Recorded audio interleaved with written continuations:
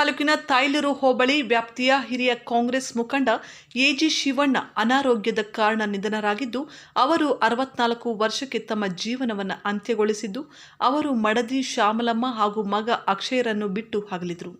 ತಾಲೂಕಿನ ಕಾಂಗ್ರೆಸ್ ಪಕ್ಷದ ಮುಖಂಡರು ಭಾಗವಹಿಸಿ ಅವರಿಗೆ ಅಂತಿಮ ನಮನ ಸಲ್ಲಿಸಿದರು.